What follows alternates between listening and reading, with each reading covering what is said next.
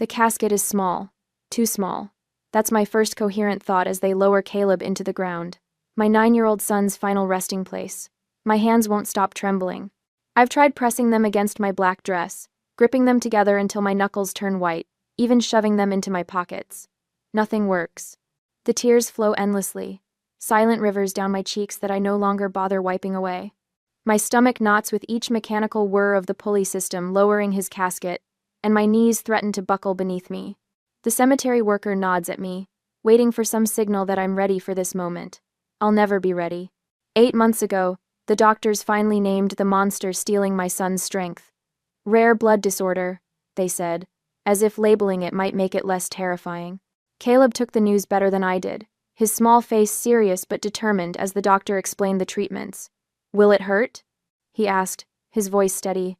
"Sometimes," the doctor answered honestly, "but we'll do everything we can to help." He never complained through 8 months of needles, transfusions, medications with names I could barely pronounce. Even when his small body was ravaged by fevers that left him shaking beneath hospital blankets, he'd look up at me with those eyes so much like his father's and say, "I'm okay, Mom. Don't worry. Amazade."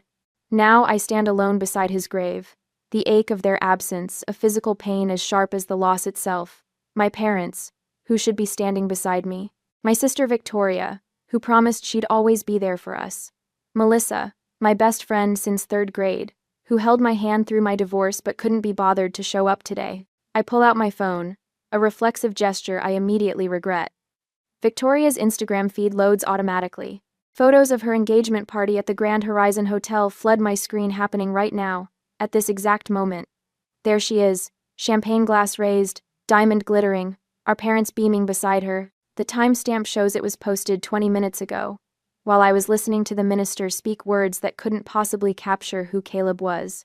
"Are you doing all right, dear?" I look up to see Angela, my elderly neighbor, the only person who came today. Her weathered hand rests lightly on my arm, her eyes full of genuine concern. For 18 months, she brought homemade meals to our house when I was too exhausted from hospital visits to cook. She sat with Caleb when I needed to shower or sleep. She never once treated his illness as an inconvenience. "They didn't come," I whisper, the words barely audible. Not one of them. I can't stop remembering Caleb's laugh, the real one, before the illness, when it would bubble up from somewhere deep and uncontrolled. How he'd declare at 7 years old that he was going to become a doctor to fix kids like me someday. The way he'd insist on wearing his superhero pajamas to chemo treatments because superheroes are brave, even when they're scared. "That boy loved you more than anything in this world," Angela says quietly. I nod, remembering how Ethan, my ex-husband, had set up an $850,000 college trust fund for Caleb before his company transferred him overseas. "If anything ever happens," he'd said, "you're the residual beneficiary. I know you'll honor his memory." He couldn't have known how soon those words would matter. Part of me wants to call my parents, to scream until my voice gives out. How could they choose Victoria's engagement party over their grandson's funeral? Another part feels too numb to feel anything at all. I've spent 18 months fighting for my son's life, sleeping in hospital chairs, memorizing medical terminology, advocating when doctors dismiss symptoms. Now there's nothing left to fight for. My phone buzzes with a text message. My mother's name appears on the screen. "We need to talk. Bring the trust documents tomorrow." I stare at the message, reading it twice to make sure I understand. They didn't come to Caleb's funeral, but they're interested in his trust fund? Something cold and analytical cuts through my grief for the first time today. Something doesn't add up. I type back, "I'm burying my son today. I can't talk about paperwork right now." Her response comes immediately. "Don't be dramatic, Destiny. This is important for the whole family." The whole family. The same family that couldn't spare 2 hours to say goodbye to Caleb. The reality of what's happening begins to crystallize.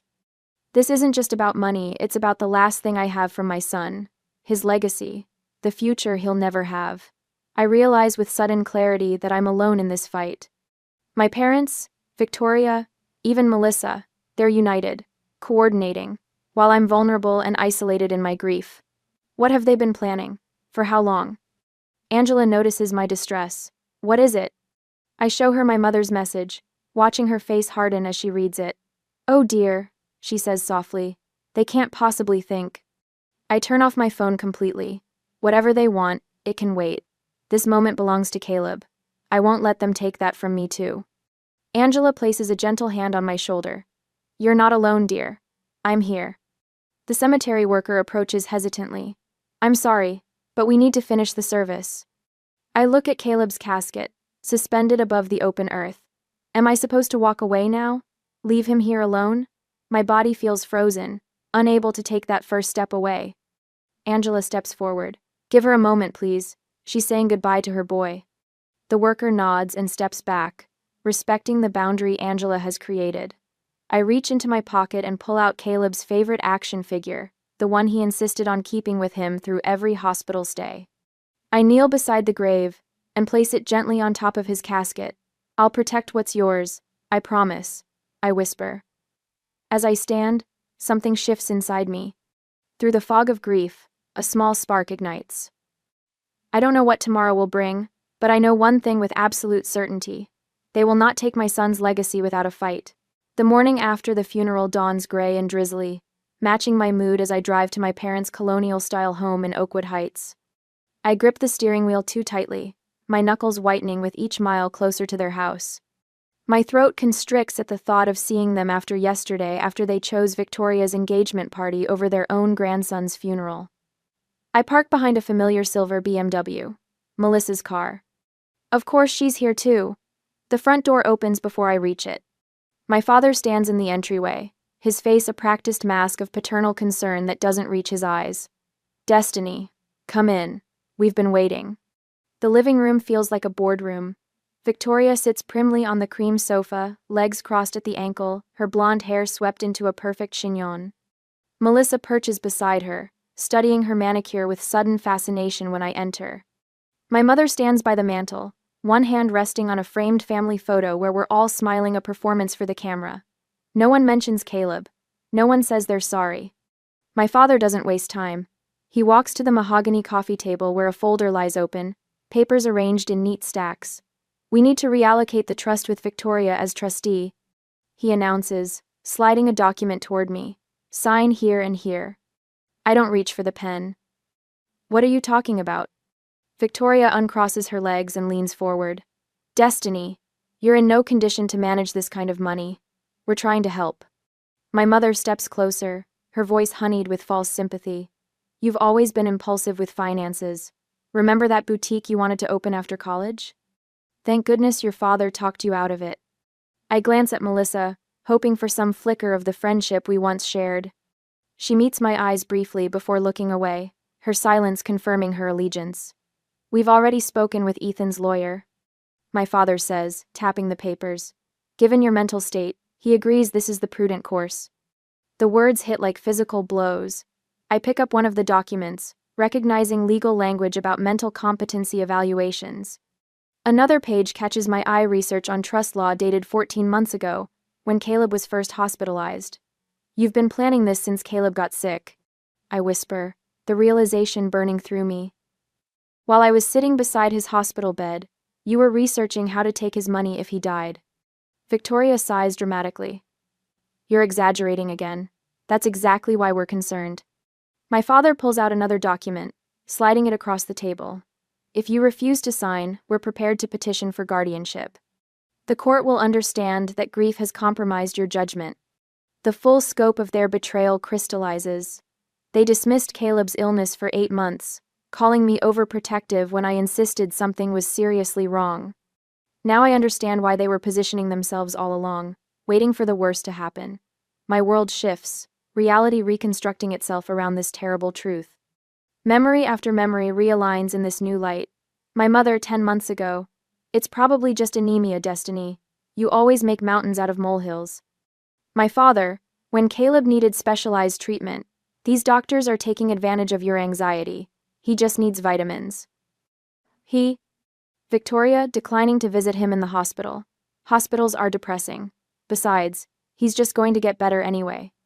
I see a blueprint peeking out from beneath the trust documents. I pull it: free renovation plans for Victoria's new house, a $200,000 kitchen remodel, a home theater, a pool with a waterfall. You never even visited him in the hospital, I say, my voice steadying with the clarity of anger. Not once in 8 months. Victoria tosses her head. impatient. We all grieve differently, Destiny. Some of us just handle it better. The casual cruelty of her words stuns me. For the first time, I see my family clearly not as the loving support system I've desperately tried to believe in, but as people who view Caleb and me as props in their perfect family image. Useful only when convenient. Why now? I ask. Why the sudden urgency? Victoria exchanges glances with my parents. Something passes between them. A silent communication that excludes me as it always has. Fine. You deserve to know, Victoria says finally. Robert's development company is facing some cash flow issues. The wedding might need to be postponed unless we secure additional funding. My mother fidgets with her pearl necklace. And there's the vacation property in Hilton Head. The market turned, and we're a bit extended.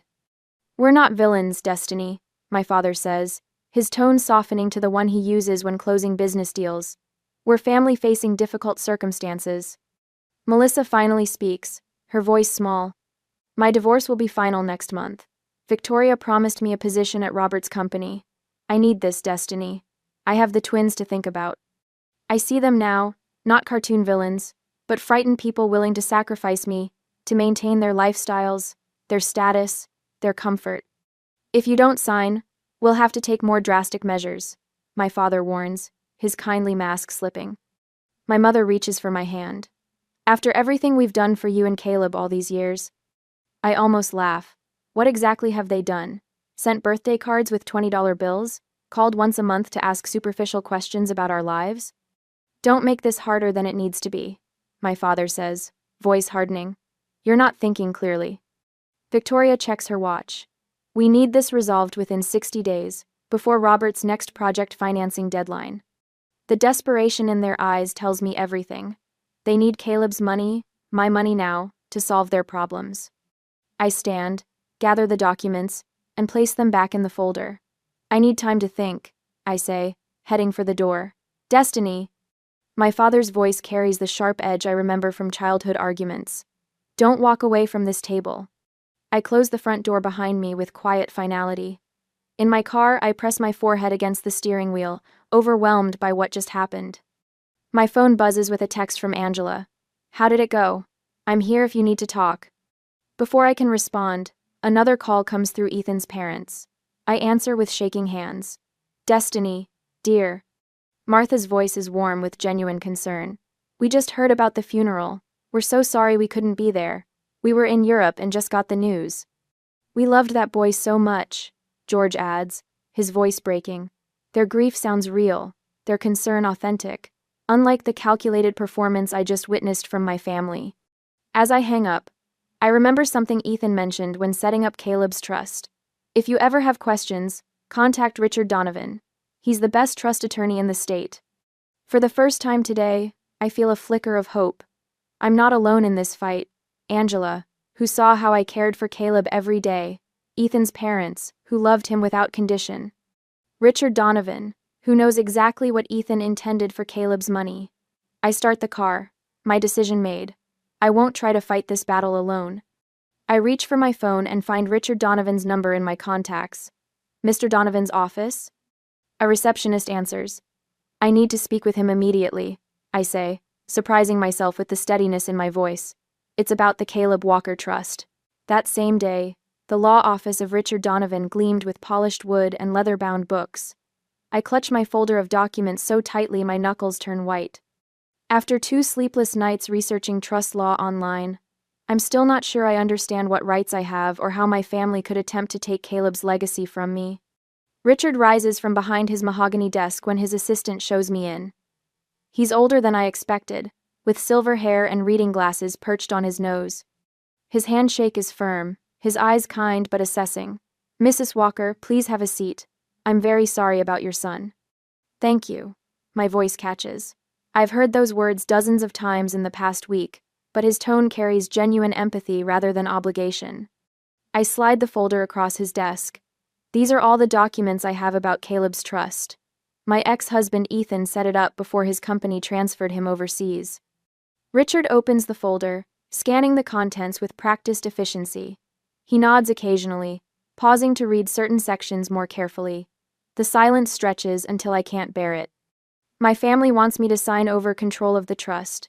They claim I'm not mentally stable enough to manage it because of my grief. The words taste bitter on my tongue. They didn't even come to Caleb's funeral. Richard looks up sharply. They didn't attend the funeral? No. My sister Victoria had her engagement party the same day. My parents and my former best friend Melissa chose to go to that instead. He removes his glasses, pinching the bridge of his nose. I remember when Ethan set up this trust. He was very specific about his intentions. Richard opens his desk drawer and pulls out a manila folder with Ethan's name on the tab. My breath catches. I wasn't expecting him to have separate records. Ethan was exceptionally thorough. Richard explains, extracting a notarized document. This is his statement of intent for the trust. He hands me the paper, and I read Ethan's familiar handwriting. This trust is to secure Caleb's future, and if the worst happens, to provide for Destiny, who sacrificed everything for his care. Tears blur my vision. Even from across the ocean, Ethan had prepared for this possibility. Had seen what I couldn't bear to acknowledge. There's more, Richard says, turning his computer monitor so I can see it. These are phone records from our office over the past year. The spreadsheet shows multiple calls from numbers I recognize immediately. My parents' landline and Victoria's cell phone. They contacted you? About Caleb's trust? My voice sharpens. Not me specifically. They called asking about trust provisions and beneficiary laws. My assistant flagged it because she recognized the names from Ethan's file. They never actually spoke to an attorney here. A clarity cuts through my grief for the first time in days. They knew about the trust terms before Caleb died. That's why they've been planning this. It appears so, Richard says, his expression hardening. Mrs. Walker, I want to be very clear about something. This trust has explicit provisions preventing family interference. Ethan built in multiple layers of protection specifically to ensure the funds would go to Caleb or to you as the residual beneficiary. They have no legal standing to challenge this. The trust is ironclad. The weight pressing on my chest lightens slightly. So they can't take it? Not legally, no. But they might try other tactics, claiming you're mentally unfit due to grief, for instance. I think of my mother's dismissive text message at the funeral, Victoria's cold calculation, my father's uncomfortable silence as they presented papers for me to sign. So I don't need to fight them for the trust, I say slowly, the pieces coming together. I just need to prove their intentions. Richard's eyes narrow thoughtfully. That would certainly strengthen your position. Do you have any documentation of their attempts to gain control? I pull out my phone, showing him my mother's text messages from the funeral day. His eyebrows rise as he reads. This is extremely helpful, he says. Now, I suggest we arrange a meeting with your family. On your terms, in a public place. 2 days later, I sit at a corner table in Riverside Coffee, a manila envelope placed deliberately in front of me. The shop bustles with afternoon customers, exactly as I'd hoped. Richard's advice echoes in my mind. Public places discourage scenes. Control the narrative from the beginning. Ask. Angela waits in her car across the street, ready if I need backup. Richard is on standby for a call. For the first time since Caleb's diagnosis, I don't feel completely alone. My family arrives together, Victoria leading the procession in designer sunglasses, my parents following like attendants. Melissa trails behind, avoiding my eyes. They take seats around the table without ordering drinks, clearly expecting this to be brief. Victoria immediately reaches for the manila envelope. So you've signed the papers? I knew you'd be reasonable. I place my hand firmly on the envelope. Before we discuss any papers, I want to know why none of you came to Caleb's funeral. My mother sighs dramatically. Destiny, we've been through this. Victoria's engagement was planned months ago. We couldn't cancel everything on such short notice. It was your grandson's funeral, I said quietly. And we grieved in our own way, my father replies, glancing nervously at nearby tables. Everyone processes loss differently. I open the envelope and slide out several photos, screenshots from Victoria's Instagram, time-stamped during Caleb's funeral. Champagne glasses raised, diamond ring flashing, everyone laughing. While I was burying my son, you were drinking champagne and laughing. My voice remains steady, but people at nearby tables glance over. Victoria's face flushes. You're taking those out of context. That's not fair. I pull out a second document from the envelope, the notarized trust terms with no amendment without grantor consent, highlighted in yellow. Ethan made his intentions very clear. This money is Caleb's legacy to me. My father reaches for the papers. Let me see that. I pull them back before he can grab them. I've spoken with Richard Donovan. He has Ethan's original statement of intent. The trust cannot be modified, transferred, or accessed by anyone but me. Victoria's carefully composed expression cracks. You don't deserve that money, you'll just waste it. Her voice carries. Several customers turn to stare. Lower your voice, my mother hisses. Why? I ask, looking directly at Victoria. Are you worried people will hear how you tried to take advantage of your grieving sister? How you couldn't be bothered to attend your nephew's funeral but want his college fund? Victoria stands abruptly. This is ridiculous. We're trying to help you. I don't need your kind of help, I say, gathering the papers back into the envelope. I'm not signing anything. Ever. My father leans forward, voice low and threatening. You're making a mistake, Destiny. We can make things very difficult for you. You already have, I reply, standing. For my entire life. But not anymore. I walk out, feeling their stares burning into my back. Outside, Angela waits in her car, window rolled down. When I slide into the passenger seat, she gives me a proud smile. You stood up to them. Good for you. My phone rings. Richard calling for an update. How did it go? He asks when I answer. Do we need to prepare for immediate legal action? I describe the confrontation while Angela drives us away from the coffee shop. Richard listens carefully, then confirms we're in a strong position legally. They'll likely try something else, he warns. But you've established boundaries, which is critical. After we hang up, another call comes through, Ethan's parents. They offer to fly in from Arizona to testify about Ethan's intentions if needed.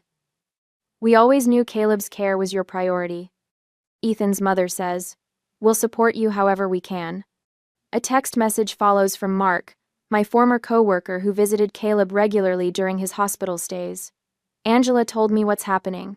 Whatever you need, I'm here. For the first time in weeks, I feel the weight on my chest lighten. I'm not fighting alone anymore. In Angela's driveway, I take a moment before getting out of the car. I touch Caleb's photo on my dashboard, his last school picture, taken before he got sick, his smile still radiant with hope. First step done, buddy, I whisper. Angela squeezes my hand. You did wonderfully today. I nod, staring at the horizon. But they won't give up easily. They'll try something bigger next. And we'll be ready, Angela says firmly. You're not alone anymore, Destiny. I take a deep breath, feeling something unfamiliar building inside me. Not just grief, not just anger, but resolve. They couldn't be bothered to say goodbye to my son. They won't get to decide what happens to his legacy. 3 days after the coffee shop confrontation, I spread documents across Richard Donovan's mahogany desk, my hands steady as I arrange them into neat piles. Grief still pulses beneath my skin, but something else has emerged alongside it. A cold, clear objectivity that surprises me with its intensity. They'll file for guardianship, Richard says, tapping a finger against a legal brief. His office smells of leather and old books, the kind of place where battles are planned rather than fought. They'll try to prove you're mentally unfit due to grief. It's their clearest path to the trust. I nod, studying the timeline. I've created 18 months of Caleb's illness mapped out in excruciating detail. Victoria never does her own dirty work. She'll use Mom and Dad as the petitioners, maybe even Melissa. Smart observation. Richard says, genuine respect in his voice. We need to document every interaction since Caleb's diagnosis, every hospital visit you made, every appointment they missed. I pull out my phone, opening my calendar.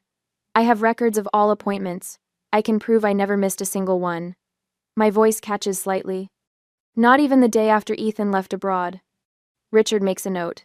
And your parents? Victoria? 0 visits. Not when he was diagnosed. Not during the 3 weeks he spent in isolation after the bone marrow treatment failed. The memory stings, but I push through it. Not even when the doctors told us there was nothing more they could do. Document it all, Richard says. We don't move yet. We prepare. We gather evidence. We anticipate their attack. When they come, and they will, we'll be ready. I run my finger along a hospital bill, remembering how I'd learned to decipher medical codes and challenge insurance denials. How I became Caleb's advocate when no one else would. 8 months of treatments and not one visit from them. Not one. Richard leans forward. Destiny, I need you to understand something. This isn't just about proving you're mentally competent.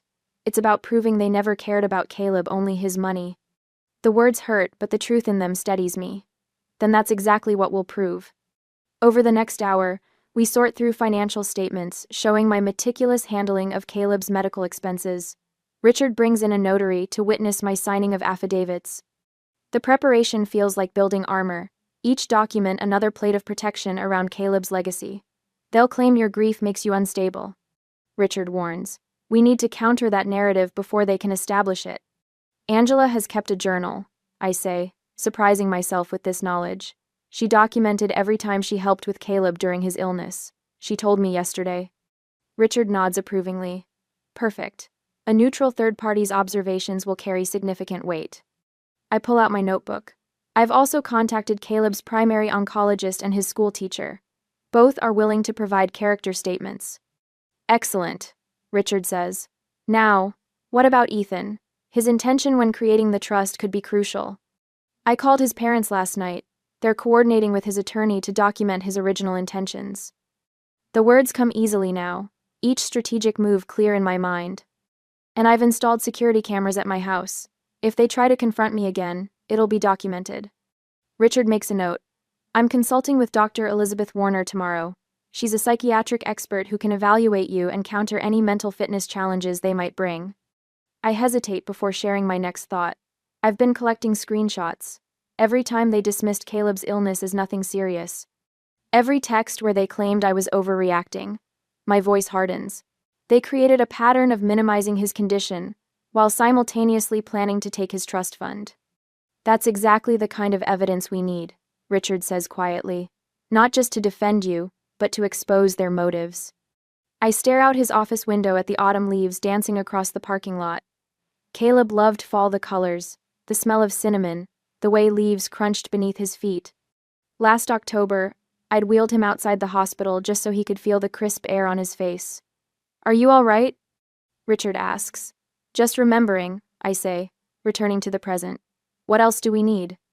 As Richard outlines our next steps, my phone buzzes with a text from Angela. Just heard from Martha at the hospital. Melissa was asking questions about Caleb's treatment schedule. Be careful. My stomach tightens. I show Richard the message. They're gathering ammunition, he says grimly. Melissa would have access to information about when you were at the hospital, your emotional state during treatment. She's signed something, hasn't she? The realization hits me like a physical blow. An affidavit claiming I was unstable during Caleb's illness. Richard's silence confirms my suspicion. She was my friend since 3rd grade, I whisper, the betrayal cutting deeper than I expected. She held my hand through my divorce. Victoria is recruiting anyone with inside knowledge of your life, Richard says gently. It raises the threat level considerably. I remember now Melissa's increasingly infrequent visits as Caleb's condition worsened. Her uncomfortable expression when I broke down after a particularly devastating prognosis. The way she'd stopped meeting my eyes in those final weeks. She'll claim she witnessed erratic behavior, I say, my voice hollow. And she wouldn't be entirely wrong. I did fall apart sometimes. Who wouldn't? For the first time since our strategy session began, doubt creeps in. Maybe they're right. Maybe I am falling apart. I glance at my trembling hands. Look at me. Don't, Richard says firmly. This is exactly what they want to make you doubt yourself. My phone buzzes again. Angela. Coming by Richard's office. Found my journals. You need to see these. 30 minutes later, Angela walks in, carrying a stack of notebooks. Her silver hair is neatly pinned back, her eyes fierce with protective energy. Melissa can say whatever she wants, Angela announces, placing the journals on Richard's desk. But I documented everything. Every day you spent at that hospital. Every night you sat up with Caleb when he couldn't sleep. Every meal I brought because you wouldn't leave his side. She takes my hands in hers. Don't let them make you doubt yourself, Destiny. That's exactly what they want. The warmth of her hands steadies mine. I look from Angela to Richard, then to the mountain of evidence we've accumulated. My son's legacy protected by truth, documented fact by documented fact. You're right, I say, straightening my shoulders. I need to prepare for character assassination, not just legal challenges. As I organize Angela's journals into our evidence pile, I realize we're building more than a legal defense.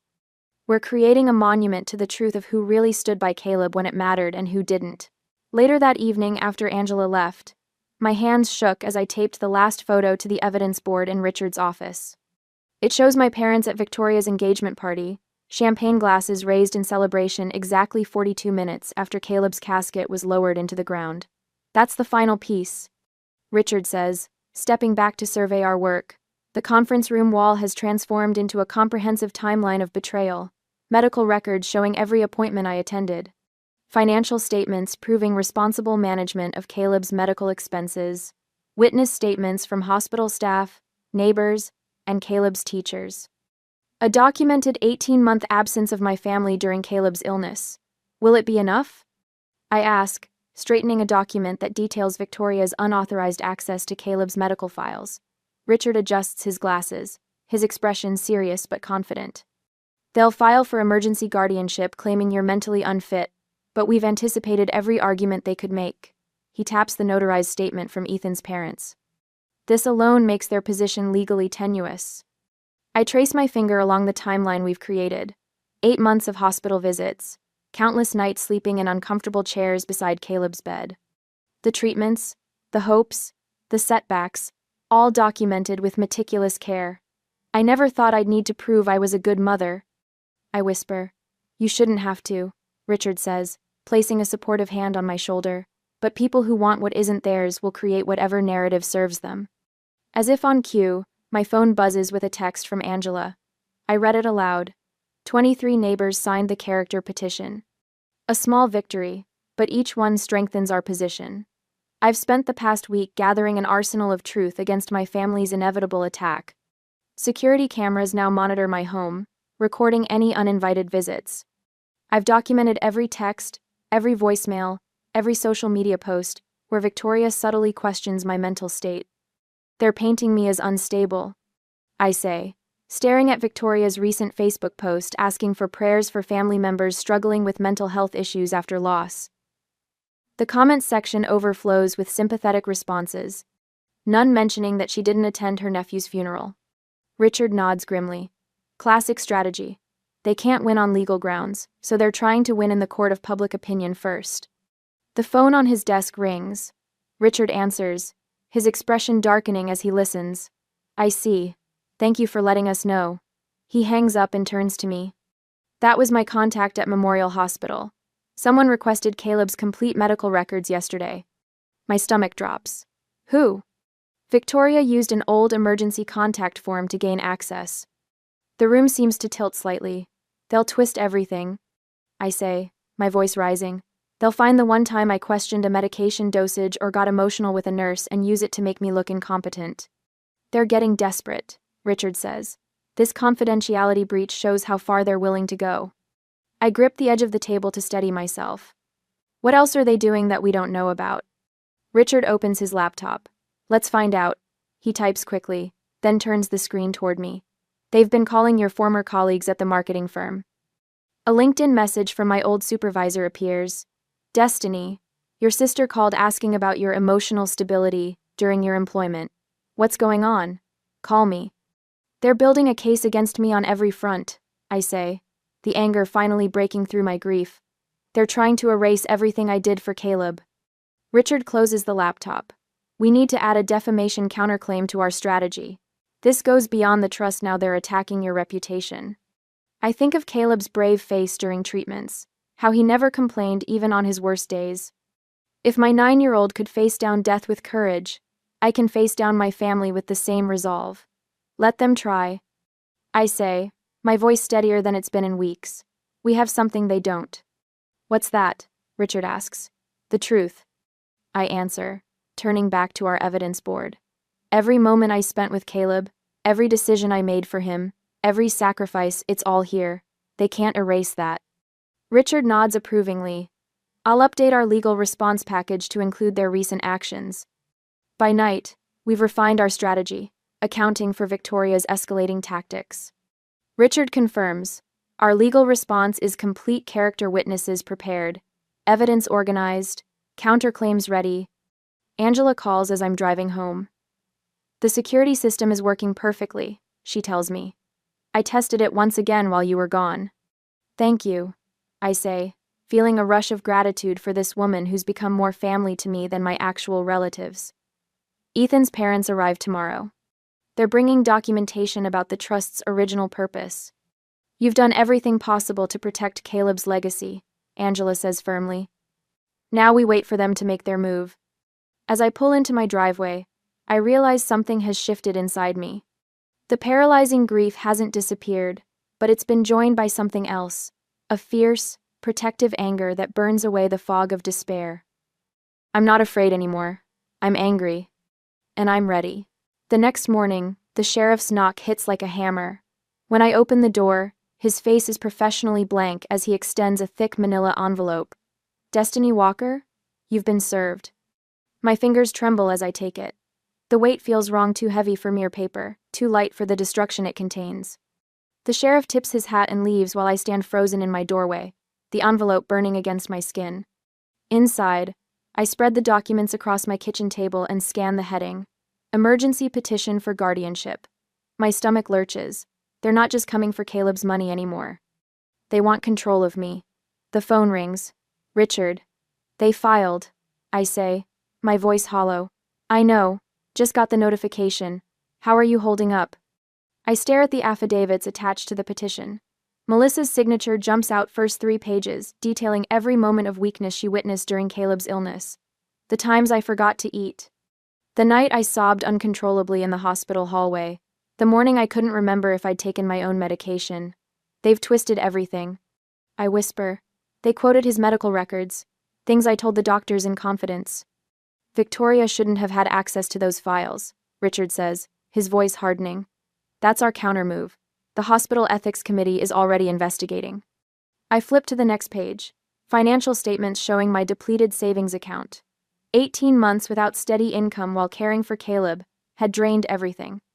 They've highlighted every overdraft fee, every late payment, presenting it as evidence of financial irresponsibility rather than the reality of a mother spending everything to save her son. The hearing is tomorrow, Richard says. We knew this was coming. We're ready. But I'm not sure I am. This isn't just about money anymore. They're trying to take away my autonomy, my dignity, my very identity as a competent adult.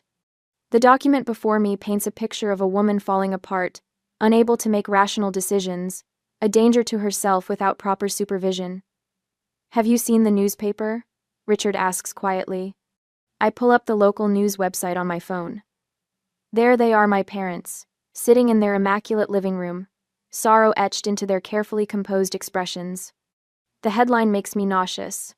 Family seeks help for grieving mother. My father's quote appears in bold. This breaks our hearts, but we have to protect her from herself. I switch to social media and find Victoria's carefully crafted post, a throwback photo of us as children, her arm around my shoulders. Sometimes the hardest thing to do is step in when someone you love is suffering. Please keep our family in your thoughts during this difficult time. Mental health awareness. Family first. The comments section overflows with support for them. People who don't know us, don't know Caleb, offering prayers and praise for their bravery in helping me. They've already tried and convicted me in the court of public opinion. I say. Courts don't decide cases based on Instagram likes, Richard replies. I've filed our counter petition. Ethan's parents arrived this morning. They're ready to testify about his intentions for the trust. The hospital ethics committee has issued a formal statement about the unauthorized access to Caleb's records. I touch the silver locket around my neck, feeling Caleb's photo inside. What if it's not enough? It will be, Richard says with quiet confidence. Angela has more than 20 neighbors coming to support you. Your former supervisor has submitted a statement about your professionalism. And Dr. Levine, Caleb's primary physician, has provided an affidavit praising your medical decision-making throughout his treatment. My phone pings with a text from Angela. We're all set for tomorrow. The whole block is behind you. For the first time since receiving the sheriff's papers, I feel something beyond fear, a spark of determination, fueled by the absurdity of their claims. They weren't there, any of them.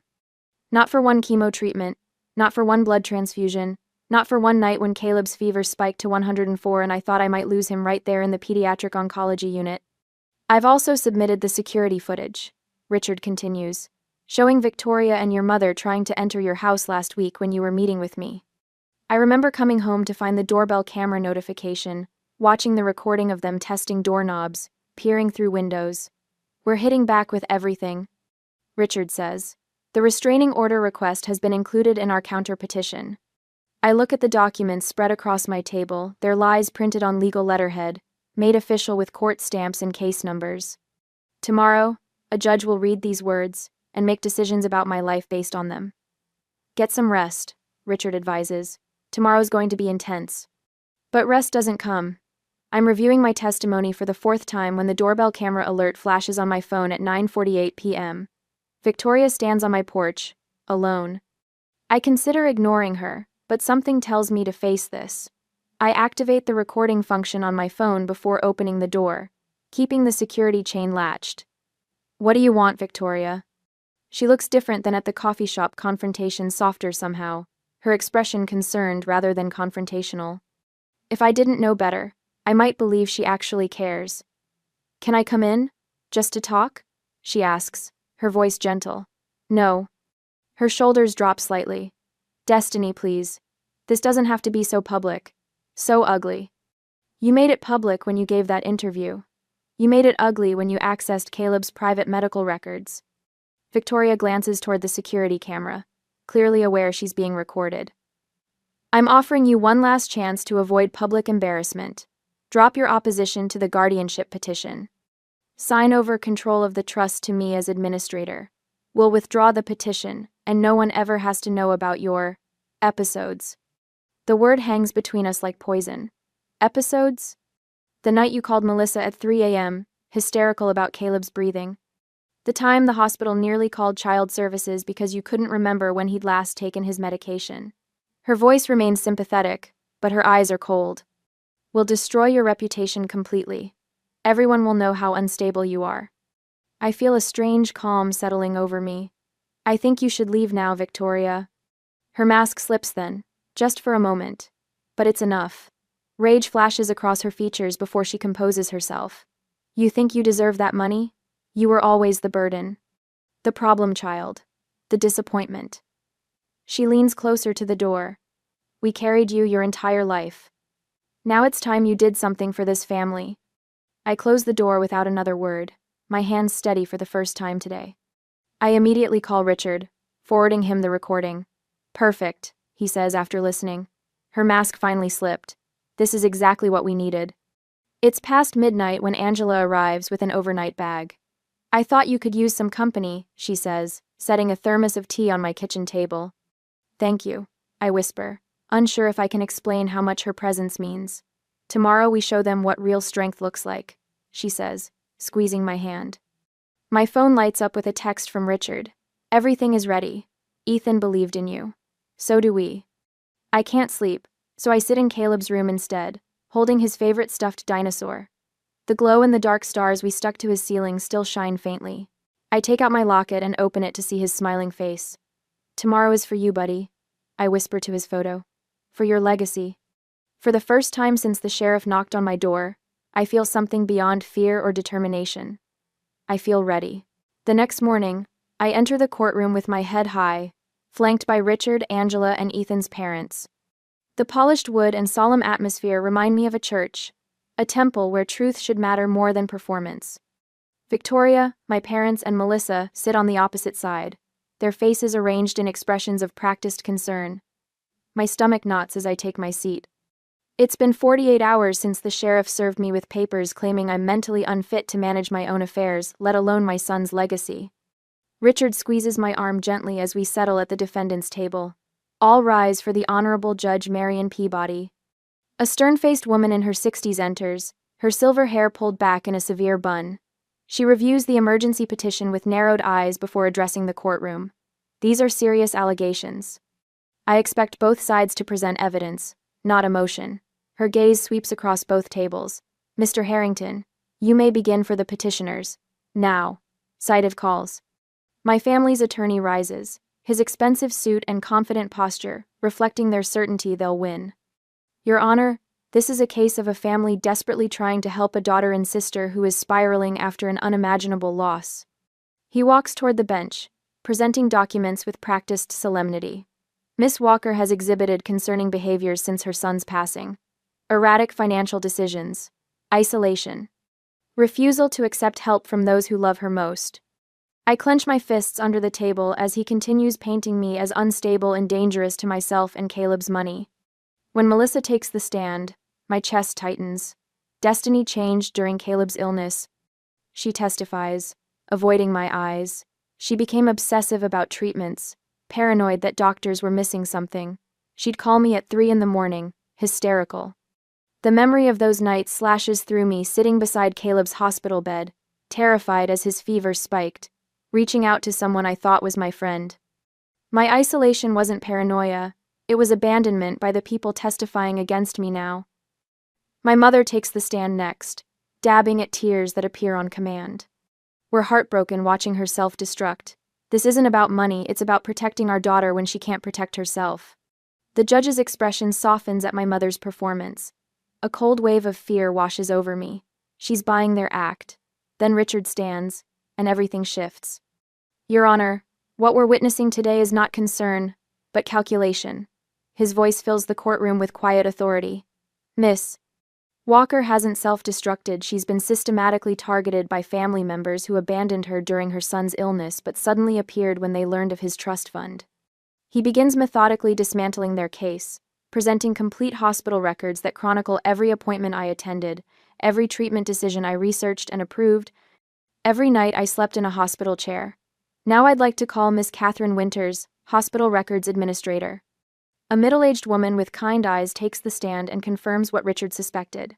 Our system shows Miss Victoria Walker accessed Caleb's complete medical records 2 weeks ago using an outdated emergency contact form. This constitutes a serious privacy violation. Victoria shifts uncomfortably in her seat as whispers ripple through the courtroom. Angela testifies next, her steady voice carrying decades of wisdom. I watched Destiny care for that boy every single day. When he couldn't keep food down, she researched what might help and stayed up learning to prepare meals that wouldn't make him sick. When he was scared about treatments, she created superhero stories to help him understand what was happening. Her eyes find mine. I never once saw her falter. Ethan's father, Robert, takes the stand next. Though we've never been close, his testimony is clear and certain. My son established this trust with explicit instructions. He told me, Dad, if anything happens to Caleb, Destiny gets everything. She's sacrificed her career, her savings, everything to give him the best care possible. She'll honor his memory better than anyone. The judge's expression has changed, her eyes sharper, more focused on my family now. Your Honor, Richard says, I'd like to present one more piece of evidence. He plays the security recording from last night, Victoria's unannounced visit to my home. Her voice fills the courtroom. We'll destroy your reputation completely. Everyone will know how unstable you are. My calm response follows. I think you should leave now, Victoria. Victoria's true colors emerge in her next words. You think you deserve that money? You were always the burden. My sister's face flushes deep red. My mother's hand flies to her mouth. My father stares straight ahead, his jaw tight. The judge calls a 15-minute recess. When she returns, Victoria attempts to speak, but Judge Peabody silences her with a sharp gesture. Mr. Donovan, do you have additional evidence? Richard nods. One final exhibit, Your Honor. He plays an audio recording from our coffee shop meeting. The voices are crystal clear. My mother, once the guardianship is approved, we can settle Victoria's mortgage situation. Victoria, and the beach house repairs. The contractor needs $50,000 by next month. My father, once we have guardianship, we can use the money however we want. Destiny won't have any say. The courtroom falls silent. My family's attorney shifts papers aimlessly, clearly unprepared for this revelation. Judge Peabody calls another brief recess. When she returns, her expression has hardened into granite. I've reviewed all evidence and testimony in this matter. This court finds no basis whatsoever for the emergency guardianship petition. In fact, what I see is deeply disturbing, a coordinated attempt to exploit a grieving mother for financial gain. Victoria starts to protest, but the judge cuts her off. Miss Victoria Walker, I strongly suggest you remain silent. This court dismisses the petition with prejudice, meaning the petitioners cannot refile on these grounds. Furthermore, I am ordering an investigation into possible perjury by Melissa Bennett and Charles and Elaine Walker, whose testimonies directly contradict documented evidence. The judge continues, each word hitting like a hammer blow. I am granting an immediate restraining order prohibiting all petitioners from contacting Destiny Walker. The trust will be unfrozen immediately and secured against further challenges. Victoria's composure finally cracks. Her face contorts as she tries to maintain dignity while her plans crumble. My mother begins crying real tears this time. My father stares ahead, his expression frozen in disbelief. Miss Walker? The judge says, looking directly at me. This court finds you have acted with remarkable strength and clarity during an unimaginable loss. Your son would be proud of how you've protected his legacy. My parents and Victoria rise, attempting to approach me, but a bailiff steps between us, enforcing the new restraining order. Richard turns to me, his professional demeanor softening. The system worked today, Destiny. Justice was done. Angela's eyes shine with tears. Caleb would be so proud of you, dear. Ethan's parents embrace me, his mother whispering, You've honored our grandson and our son today. As I leave the courtroom, I touch Caleb's photo in my locket. The small silver frame holds his last school picture, grinning despite having lost his hair to chemo, his eyes bright with the determination that carried him through 18 months of fighting. Reporters wait outside, microphones extended. A month ago, I would have ducked my head and hurried past. Today, I stop. Mrs. Walker, how do you feel about the court's decision? I straighten my shoulders, feeling stronger than I have since the day we received Caleb's diagnosis. Today, justice was done for my son. As cameras flash, I walk toward the future Caleb would have wanted for me, one where his memory isn't just preserved but honored through strength he helped me discover. The trust fund isn't just money, it's his legacy, and I've proven worthy of protecting it. The financial advisor slides a folder across his mahogany desk. These investment options would create sustainable funding for the scholarship program while preserving the principal, he explains. I study the numbers, no longer intimidated by financial jargon. 1 week since the hearing, and already the world feels different. The Pediatric Hematology Fellowship needs to be fully funded, I say, tapping the proposal. That's non-negotiable. The advisor nods, making notes. And the restraining order? Holding firm. They can't come within 1,000 feet. My voice doesn't waver anymore when I mention my family. Strange how quickly family has become an administrative term rather than an emotional one. The local paper published a front-page story yesterday, Mother Vindicated in Trust Battle. I've received dozens of supportive calls and messages. Even Victoria's fiancé called to apologize before announcing their engagement was off. My parents face possible perjury charges, and Melissa was fired after her recorded testimony circulated through her workplace. When I leave the advisor's office, Angela waits in her ancient Buick, window rolled down despite the autumn chill. All set? She asks. All set. I slide into the passenger seat, remembering all those rides to and from the hospital with Caleb. How Angela would bring thermoses of homemade soup when cafeteria food became unbearable. How she'd sit with him while I showered or napped. Never thought I could do this, I admit as we drive. Stand up to them. Create something lasting. Angela pats my hand. I knew. From the moment you placed that action figure in his grave and made that promise. That night, I sleep peacefully for the first time since Caleb's diagnosis. No nightmares of hospital corridors or beeping machines. Instead, I dream of Caleb laughing, whole and strong, running through sunlit fields. Richard calls the next morning. The foundation paperwork is filed. The trust is locked down tight, not even the Supreme Court could touch it now. My neighbors organize a meal train. Every evening, someone appears at my door with casseroles, soups, fresh bread. Small kindnesses that would have overwhelmed me with gratitude before now feel like confirmation of something I'm slowly beginning to understand. Family isn't always blood.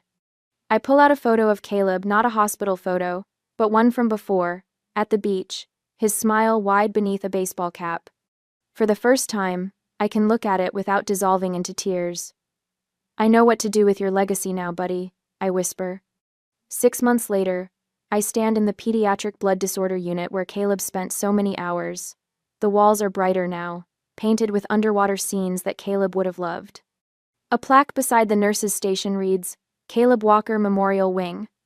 A young nurse approaches, extending her hand. I'm Jennifer Abrams, the first Caleb Walker scholar. I can't thank you enough for this opportunity to specialize in pediatric hematology. Caleb would have been thrilled, I say, and realize I'm smiling as I speak about him. Not the tight, painful smile of someone holding back tears, but a genuine expression of joy at his memory. He wanted to be a doctor himself someday. The foundation is making such a difference, Jennifer says. 3 families have received emergency housing assistance already. The Caleb's Legacy Foundation now supports families facing the same battles we fought, covering expenses insurance won't, providing emergency housing near hospitals, funding specialized training for pediatric nurses. Each board meeting brings new possibilities for expanding our reach. Angela serves as volunteer coordinator, organizing a network of people who provide meals, transportation, and childcare for families with hospitalized children. Richard handles all legal matters pro bono, ensuring the foundation's stability. You've created something beautiful from something tragic, Ethan's mother tells me during her monthly visit. She and her husband have become grandparent advocates, helping other grandparents navigate the medical system when their grandchildren fall ill. I find myself speaking at support groups, mentoring parents new to the terrifying world of childhood chronic illness. The first step is believing you can do this, I tell them. The second is knowing you don't have to do it alone. My voice no longer shakes when I speak in public. My hands no longer tremble when I sign documents. The woman who stood frozen at her son's grave has become someone else entirely, someone stronger, someone Caleb would be proud of. 1 year to the day after Caleb's funeral, I return to the cemetery. The path feels different under my feet, no longer a march toward unbearable grief, but a purposeful visit to a place of connection. I place fresh flowers by his headstone, tracing the letters of his name with my finger. The morning sun warms the granite. Excuse me, a voice calls. A woman approaches with a little girl around 7, holding her hand. Are you Destiny Walker? I nod, standing to greet them. I'm Sarah Mitchell. This is my daughter, Emma. The woman's eyes shine with unshed tears. Emma was diagnosed with the same condition as your son last year. The specialist funded by your scholarship program found a treatment protocol that worked when nothing else would. Your son's legacy saved my daughter's life. Emma steps forward, shy but determined. Thank you for helping me get better. I kneel to her level, seeing in her face the future Caleb never had. You're very welcome, Emma. Standing again, I share Caleb's story not with pain but with pride. Fighting for his legacy transformed me, I explain. I found strength I never knew I had. Sarah listens intently. The foundation is expanding? Yes.